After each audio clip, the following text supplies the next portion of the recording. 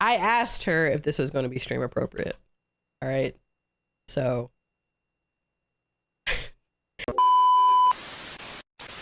I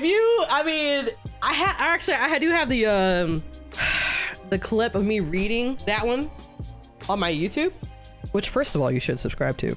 And even the edited version, I struggled through it. Struggled. So one, I am kind of glad that I'm not reading it because one, Camion and Candace and literally everybody else was down my throat about how bad I read it. So I'm glad I'm not reading it so that I don't get, you know, shamed into oblivion. But also you do get to hear it as Miss Davenport wanted it to be heard. So all right, you're all ready? Okay. Jesus Christ. Are you blushing? Yes. 100%. It's smut, Lakrita. 100%. And it's smut in front of all y'all. Yes, I am blushing. Absolutely. Let's just... It's gonna be all right. We're just gonna get through it. It's gonna be all right. I have to like give myself a pep talk. All right. Waffle House After Hours, The Forbidden Fling with a Short Order Cook, Chapter 2. Jeremiah could smell the coffee brewing before he opened his eyes. He laid perfectly still in the hopes to avoid the awkward conversation with his cousin. Sleeping on the couch was doing a number on his back, and he knew it was only a matter of seconds before he needed to that sounds like readjust. It's loud enough. He shifted his weight ever so slightly, so he was laying on his side, trying to keep the rhythmic breathing of slumber. Either his feigned sleeping was convincing, or his cousin was also avoiding having the talk, because he grabbed his keys and headed out the door to work without throwing a single word his way. His cousin, Big Mo, had walked in on Jeremiah giving Jessica the business from behind the day prior. They were just getting into the swing of things when they heard his keys in the front door. Seeing as Jeremiah's space is the living room, they did not have a door to close for privacy or any time to try and hide what they were doing. Jessica was significantly humbler than Jeremiah and for some reason could not keep going with company present. Wait a minute. He doesn't even have a bedroom? And I know he's fresh off the cell block, but god dog. He woke? Okay. God dang. This man got a shower curtain rod with a sheet. Talking about this your space. Here you go. All right. To his dismay, she hastily grabbed her stuff and ran out the door, mumbling something about Not poor them getting timing caught in on the way middle. out, so she hadn't noticed that she dropped something before she left. Oh, what she dropped? Big Mo had already given his opinion on keeping her on the back burner while he was dating Vanessa. He'd resorted to ragging on Jeremiah about his antique side piece whenever he brought her up. Not antique Jeremiah side piece. I'm sorry. I'm not gonna keep pausing it, but there's no way she called him her antique side piece. Miss Davenport, you wild for that. All right, let's go. Around with Jessica for the last 6 months or so. He had met her along with a slew of other beautiful women at work.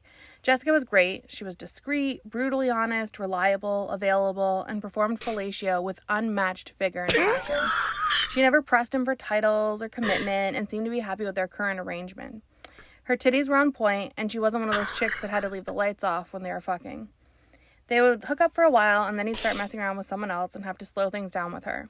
When that eventually went sour, which it always did, she was always there to scratch his itch. Sure, the teeth needed to be fixed, and he had never seen her wearing anything other than her work uniform, but it was more than that kept him from settling down with her. Their age difference was hard to ignore. She was pushing 50, and he still got half of his 20s left. Jessica seems to content staying put at Waffle House, and he wants to make more of his life.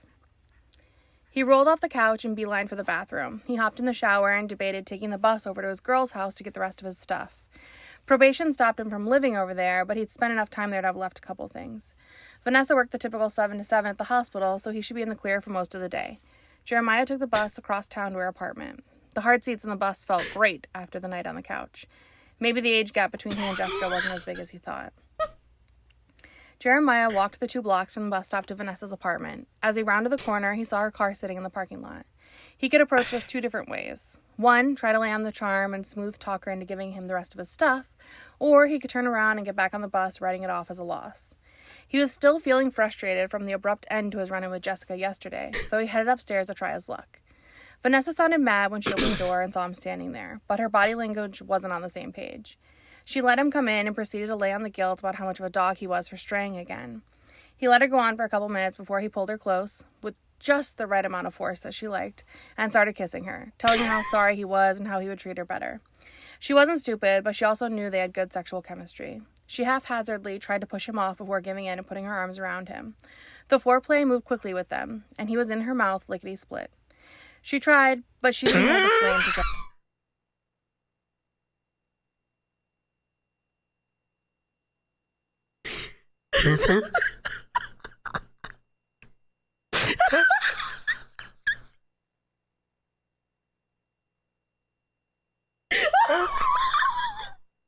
Oh my God. Now in her mouth, lickety split. Yo, I knew it was coming, but I didn't know when. I can't even look at chat. I don't want to look at chat right now. Jessica. He found himself thinking about looking down at her crispy, bleach blonde hair bobbing up and down on his knob. I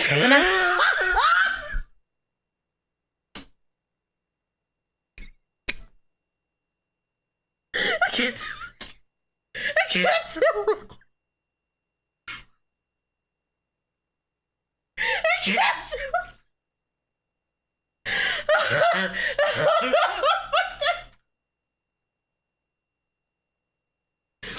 I can't do it. I can't do it. All right, let's go. So wouldn't take enough of it to gag, and even if she did, she never wore enough makeup to stream down her face like he'd gotten accustomed to with Jessica. He was losing it quickly, thinking too much about everything going on. He tried willing it back to life, but that didn't work either. So he slid his flaccid friend out of her mouth and back into his pants. If that wasn't a sign for her to end things with him for good, I don't know what would be. To no one's surprise, she wasn't pleased with not being able to finish and sent him on his way with his pathetic box. As he sat on the bus, holding his box, he remembered something he'd balled up and put in his pocket on the way out of the house this morning. He pulled it out and tried to discreetly put it up to his face to breathe in. Jessica's apron smelled like grease, Febreze, and a hint of... Wait a minute. Now, hold on. Wait a god doggone minute. Ain't no way. He smelled her apron? Oh, God. Firefly, don't even talk to me about Flaccid Friend. Don't even talk to me about Flaccid Friend. Don't even talk to me about it. Don't even talk to me about it. Imagine him grabbing her apron. It was like, oh, Jessica. The smell of sausage. All right, we have to be close to ending this. Of cherry blossom spray from Bath & Body Works. Not bad. There was something about that combination that stimulated his olfactory sense in an arousing way. A couple deep inhales with the fabric right up against his nose, and he felt something stirring in his pants. With a massive schlong like his, he had to be careful how far he let this go in public. Oh my God. He shoved the dirty apron back in his pocket and distracted himself, watching the old lady clipping her diabetes toenails in the seat across from him. What the fuck? Sunday nights at the Awful House were a mixed bag. Some weeks it was slow and there was plenty of time to slack off, avoid working, and other times it was nonstop and he didn't get a chance to walk away from his flat-top grill for the entirety of his shift. It was raining as he made his way into work, so that usually meant the customers would be few and far between. He put his stuff down on the counter and tossed Jessica's apron to her when she turned his way. He had to keep his cool, even though he wanted to jump her bones right there. It had only been 24 hours since they'd been together last, but he wanted her bad. Usually he wasn't at this level until hours into his shift, but something was different tonight. He found himself yearning for her touch, wanting to feel her moisturized yet wrinkly skin against his.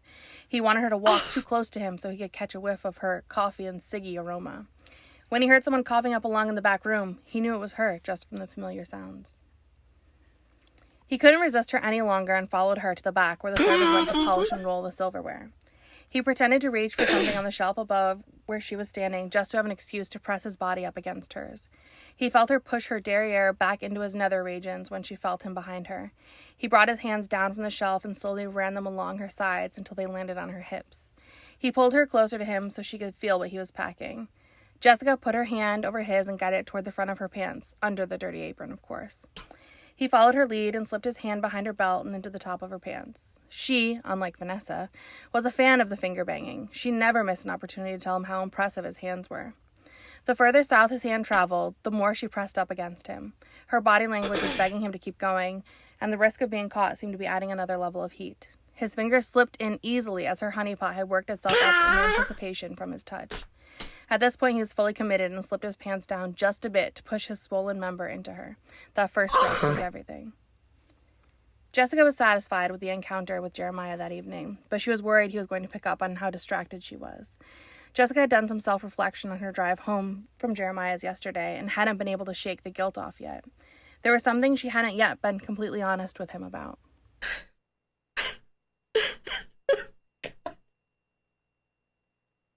That's the end of chapter 2. That's it. Oh my god. Moonchild soothes me. Also, not Jessica at the end having a deep, dark secret past. Right? In a way. So what was y'all's favorite part? I can appreciate Miss Davenport adding some humor into it, but Jesus Christ. It's the descriptiveness of which she just dogs out Jessica, by the way. Her moisturized yet wrinkled skin. I mean, god dog. He smelled Jessica's apron dirty, of course. Like she don't own a washing machine. She got a grease stain from last week's salon. I can never unhear this, and it's gonna scar me forever. Let's talk about how broke Jeremiah is.